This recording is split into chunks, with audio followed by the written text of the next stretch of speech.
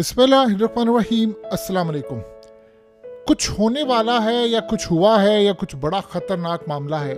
रूस के सदर पुतिन ने अभी कुछ देर पहले ऐलान कर दिया है कि आज रशिया पर वॉर डिक्लेयर कर दी गई है और ये जो वॉर डिक्लेयर की गई है ये अब मुकम्मल तौर पर हम जंग में चले गए हैं और अब ये जंग छिड़ चुकी है और हमने इस जंग को अल्टीमेटली ख़त्म करना है।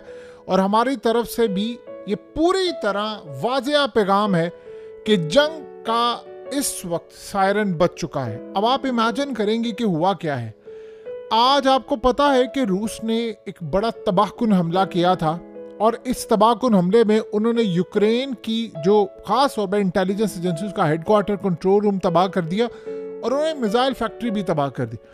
उसके बाद सीन ये हुआ है कि अमेरिका का हिमार मिसाइल यूक्रेन ने मारा है और तकरीबन इस वक्त इतलात आ रही हैं कि 6 के करीब इस वक्त लोग मारे गए हैं।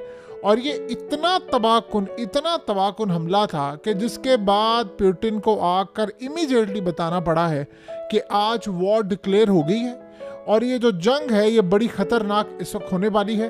और उन्होंने कहा कि आज से रूस पर जंग मुसल्लत कर दी गई है और अब हम उनको नहीं छोड़ेंगे, अब हम उनको मुकम्मल तौर पर तबाह करके रहेंगे जो इस जंग में शामिल है।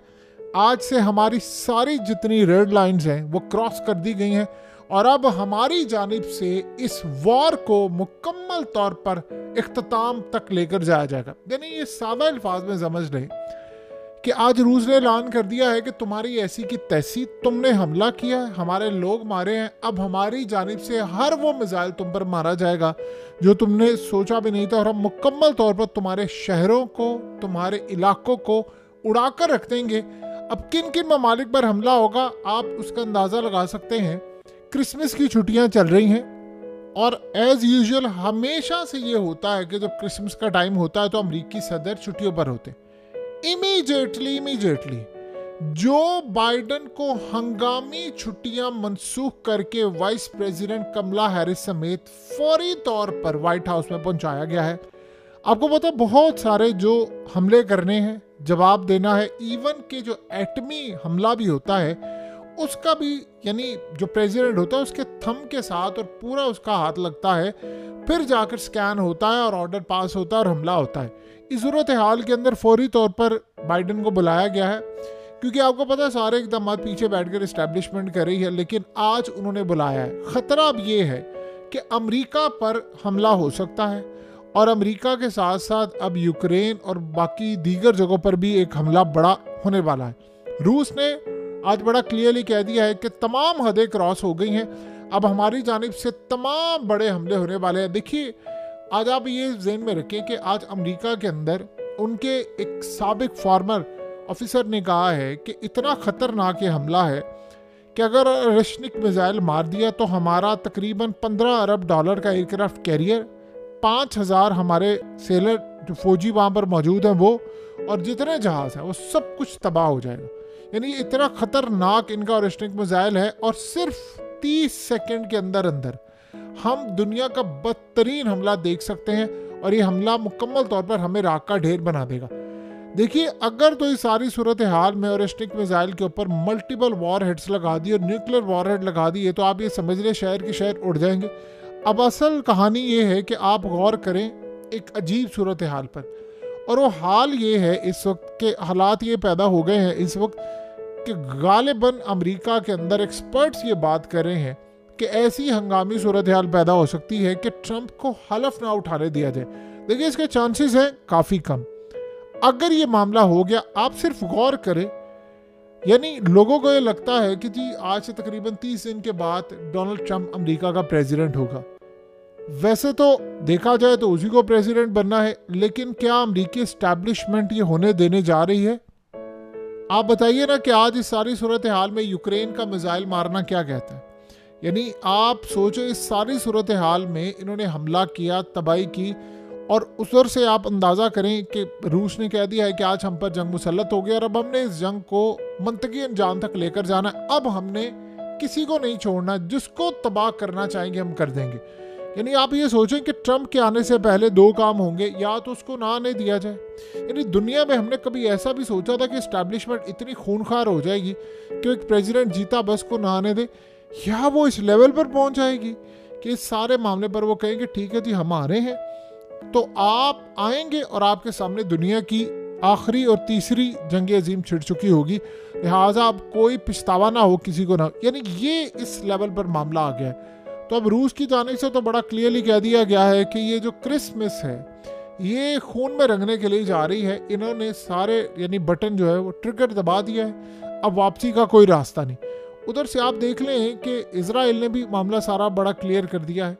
सो अब कोई बाकी चीज़ ऐसी नहीं, सूरत हाल ये बड़ी अजीबो गरीब एक होने जा रही है कि इसराइल को भी अमेरिका ने यानी ट्रंप ने कहा है कि 20 जनवरी तक, आप सोचे खाली उसने हमास को नहीं कहा, ये आपको अचानक जो हमास और उसके साथ यानी इजराइल डील करते हुए नजर आ रहे हैं, ये तो ट्रंप ने पीछे इनको कहा है कि भाई ये डील फाइनलाइज करो, मुकाओ इसको काम, मेरे आने तक ये दोनों काम मुकाए।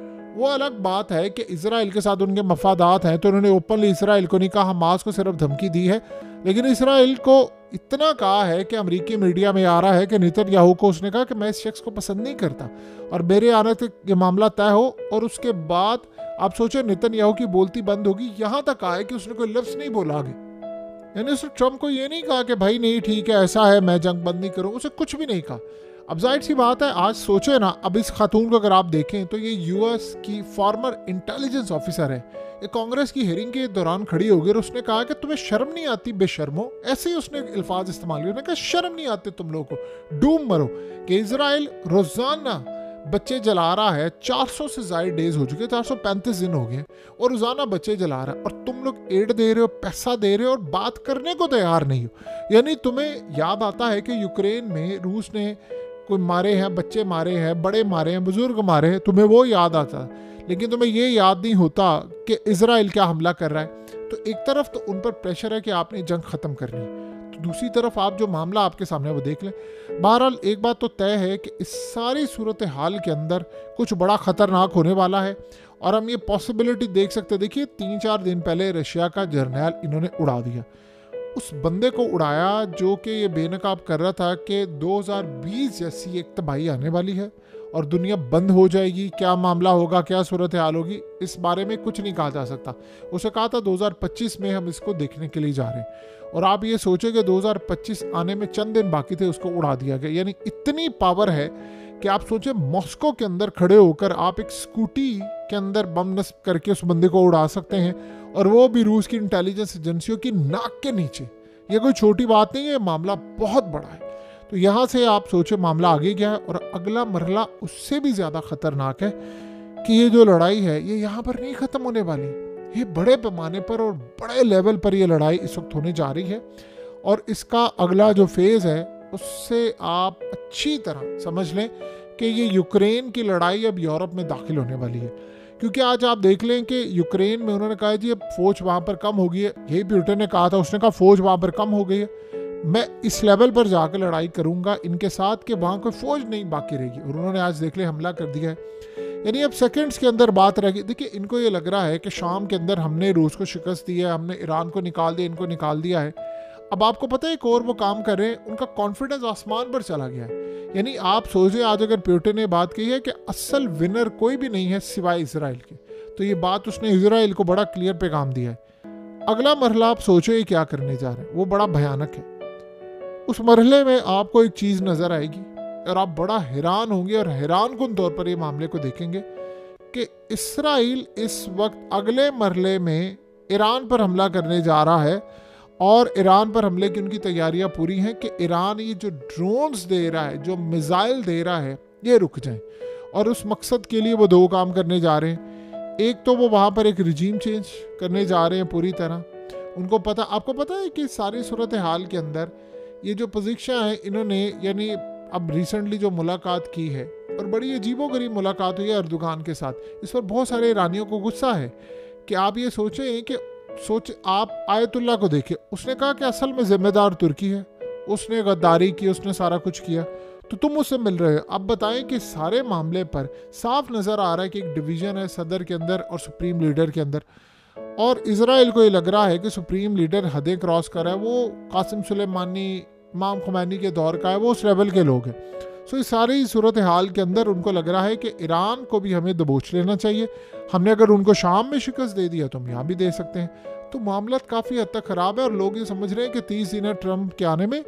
ये ट्रंप के आने से पहले पहले बड़ा कुछ काम करना चाहते हैं। ये इतना आसान नहीं है जितना हम लोग समझ रहे हैं कि जी वो आएगा हलफ उठा लेगा। अमरीकी इस्टेब्लिशमेंट दुनिया की घटिया तरीन इस्टेब्लिशमेंट है और वो दुनिया में कहीं पर कुछ भी कर सकते हैं। और ऐसा लग रहा है कि अब निशाना उनका रूस है।